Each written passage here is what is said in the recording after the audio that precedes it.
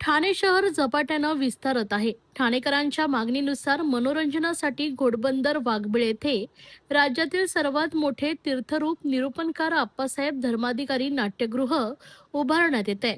सुमारे 2500 प्रेक्षक क्षमतेचं हे नाट्यगृह सांस्कृतिक क्षेत्रासाठी एक मोठी देणगी ठरणार आहे, अशी माहिती परिवहन मंत्री आमदार प्रताप सरनाईक यांनी पत्रकार परिषदेत दिली आहे. सदर नाट्यगृहाचे भूमिपूजन महानगरपालिकेच्या निवडणुकीच्या पूर्वीच करण्यात आले आहे, परंतु निधी अभावी या नाट्यगृहाचं काम रखडलं होतं.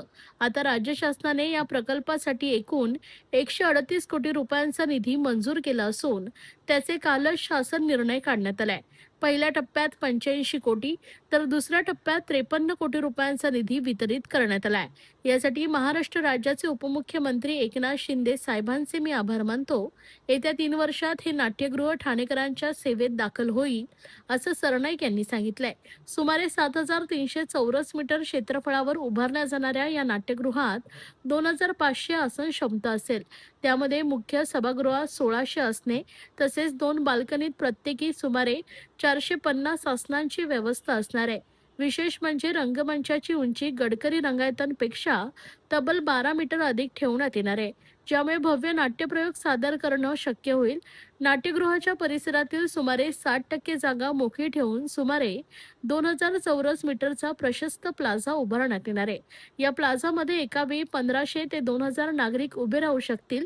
तसेच लाईव्ह इव्हेंट, सांस्कृतिक कार्यक्रम सादर करण्याची सुविधाही उपलब्ध करून दिली जाणार आहे.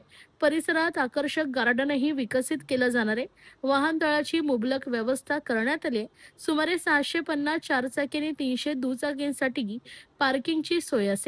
याशिवाय 3 मजल्यांची पार्किंगची सुविधाही दिली जाणार आहे. नाट्यगृहात प्रेक्षकांसाठी अत्याधुनिक सुविधा उपलब्ध करून देण्यात येणार आहे. यामध्ये 6 लिफ्ट, एक्सलेटर, प्रशस्त आसन व्यवस्था, स्वच्छतागृहे यांचा समावेश आहे. दिव्यांगांसाठी विशेषतः पहिल्या रांगेत 12 आसनांची स्वतंत्र व्यवस्था करण्यात येणार आहे.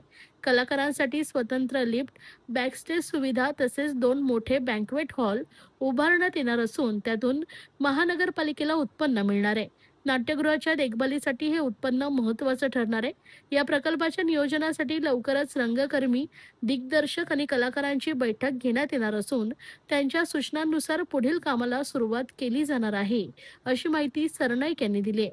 हे नाट्यगृह केवळ ठाण्यासाठी नव्हे तर आपल्या राज्यासाठी सांस्कृतिक वैभव ठरणार आहे, असा विश्वास या निमित्तानं प्रताप सरनाईक यांनी व्यक्त केला आहे. बघा, ठाणे पूर्वीपासूनचं साहित्यप्रेमी आणि नाट्यकर्मीचं शहर म्हणून ओळखलं जातं. उलट मी तर नेहमी म्हणेल की मुंबईनंतर ठाणे आणि पुण्यामध्ये नेहमीच सांस्कृतिक देवाणघेवाणीसाठी कोण पुढे याची चर्चा होत राहिलेली आहे. आणि आम्ही प्रत्येक वेळेस दाखवून दिलं की ठाणे कुठल्याही परिस्थितीमध्ये कमी नाही आहे. आम्ही नेहमीच दाखवत आलो ठाणे तेथे काय उणे, आणि सगळ्या नाट्यप्रेमींसाठी ही एक पर्वणी ठरणार आहे.